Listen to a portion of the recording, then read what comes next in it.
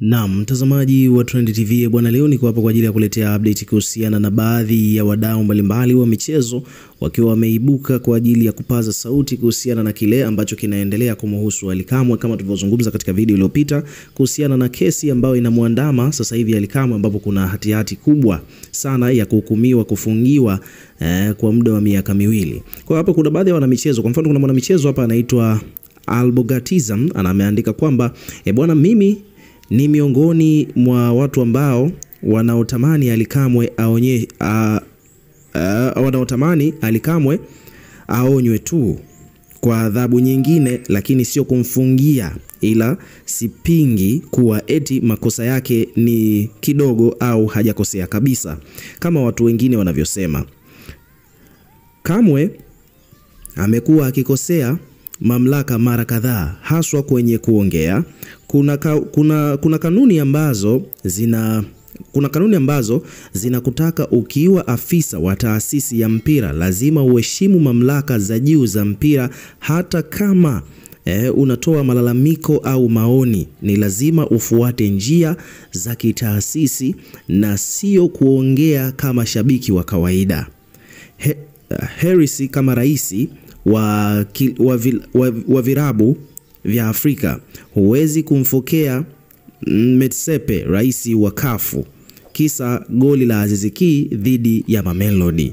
Moja, New Generation kwenye soka, hususani maafisa habari na baadhi ya mashabiki, kuna namna ambavyo mnazungumza bila nidhamu kwa mamlaka na kuonekana kwamba wao ndio wanatakiwa kutoa maelekezo kwa bodi ya ligi TFF na hata kwa mashirikisho ya mikoa ambayo kimsingi taasisi zao ni wanachama. Mbili, toni wanazotumia kuongea baadhi ya mambo kuhusiana na mpira, mamlaka zilikuwa zimejaa kejeli. Toni wanazotumia kuongea kuhusiana na mambo ya mpira zimejaa kejeli na dhiaka, huku wakionyesha msukumo wa ndani wa ubinafsi, kama vile mtu anasema, bila sisi nyie sio kitu, au nyie kina nani bwana, mtatufanya nini? Umeona? Tatu, matumizi mabaya ya press conference rasmi za klabu.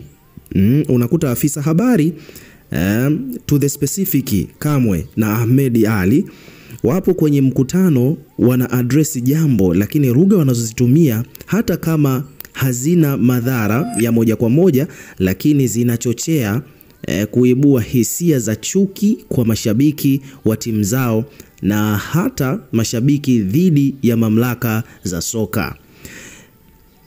Inafika wakati unaona mashabiki ambao huwa wapo karibu na hawa wasemaji, nao pia wanaanza kuitisha presi au mahojiano na online media na kuanza kutoa misimamo mikali dhidi ya waamuzi, bodi ya ligi ya TFF. Tena baadhi hudiliki mpaka kutaja kuwa ni msimamo wa klabu, na kesho unawaona wanacheka na msemaji. Kwa kawaida lazima utajua kwamba alichokisema shabiki ni maagizo ya afisa habari au taasisi. Ni ushauri.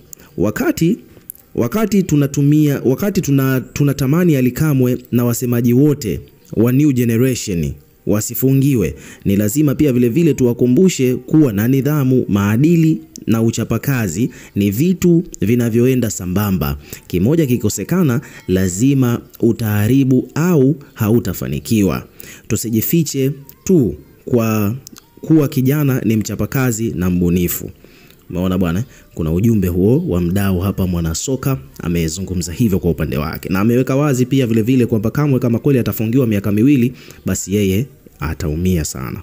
Haya, ukiachana na hilo pia vile kuna mtu hapa kuna page nyingine hapa ameandika kwamba ukifurahia Ally Kamwe kufungiwa utakuwa ni mchawi. Wanakuambia kwamba bwana, kufurahia Ally Kamwe kufungiwa miaka miwili kujihusisha na mpira ni zaidi ya uchawi. Actually, inawezekana ametenda hilo kosa ambalo kamati wanaliongelea, anastahili kupata hiyo adhabu, ila kufurahia adhabu hiyo ni zaidi ya uchawi.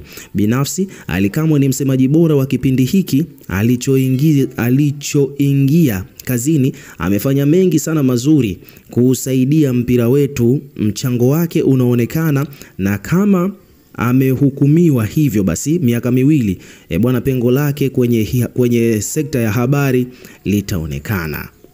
Umeona? So hivyo ndivyo mambo yalivyo. Nakwambia kwamba wadau wengi sana, hiki kilichomkuta Ally Kamwe kimewagusa watu wengi. So huyu hapa, kuna mdau hapa amekuja ameweka maoni yake hapa huko mtandaoni. Hebu msikilize hapa. Hapa siku moja nikatukanwa sana. Niliwahi kusema hapa siku moja nikatukanwa sana. Nilisema msemaji wa club lazima uwe na weledi mkubwa kwenye swala la kuongelea football. Kama hujalicheza basi lisome. Kuna kauli za kuongea, mijadala ni mingi. TFF ina upendeleo. Niliwaambia hii kauli ya ubaya ubwela, yani kauli ya cheza gusa achia twende kwao, itatufeva ndani ya uwanja. Ila hii ubaya ubwela inatuumiza. Hii ubaya ubwela imekwenda mpaka TFF. Sisi ndio tumekuwa kwanza vielele kupeleka kesi. Ameniani, Singida alisema sisi na Singida ni wewe. Yeye aliongea kifootball kwamba maadui zetu kwenye ligi ni Singida na Yanga. Yaani ugumu tunakutana nao zidi ya Singida na Yanga ni mmoja. Kwa hiyo inabidi wana Simba mlijue hilo. Sisi sasa msemaji wetu, TFF washusheni makoro mabegani. Alafu leo unaitwa TFF unasema makoro sio Simba. Wewe ulikuwa unamuita nani koro? Ulikuwa unamuita nani koro? Ni kama sisi amejali akisimama mbele za watu akasema utopolo. Tunajulikana utopolo ni sisi. Hakuna utopolo mwingine. Ni sisi, jina la utani hilo.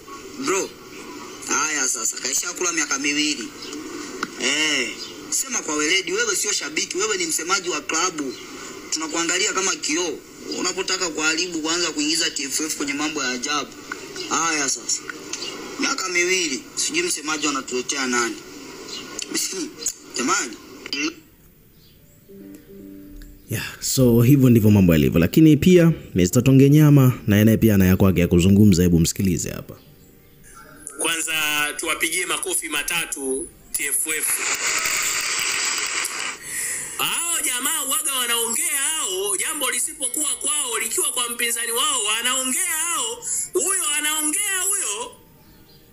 Katika hilo mimi siwezi kusema kwamba bwana huruma ifanyike, msamaha. Amekosea. Nafasi yako inaweza kukufunga. Ukiongea umemaanisha taasisi yako imeongea. Chunga mdomo wako kutokana na nafasi yako. Sisi mashabiki mtu ache tuongee bwana. Sisi tuna mengi ya kuongea. Lolote sisi linalokuja tunaongea. Kikubwa tusitukane, tusivunje sheria.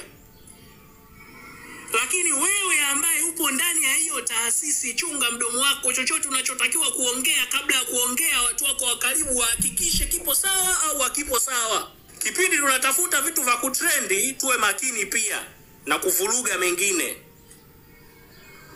Sasa hii sio nzuri bwana. Swala hapo kama ni adhabu, kama itatokea na kama ndio ipo hivyo kweli walipanga, basi adhabu tu itolewe bwana. Mimi sisemi kwa sababu nipo Simba. Mimi sisemi kwa sababu naichukia Yanga. Hapana. Msumeno kaka unakata pande zote. Acha ikate. So hivyo ndivyo mambo yalivyo. Ukiwa kama mdau, weka maoni yako katika comment section, tutakuwa tukisoma na kureplay kila comment, na pia hakikisha una subscribe kwa ajili ya kupata update zaidi.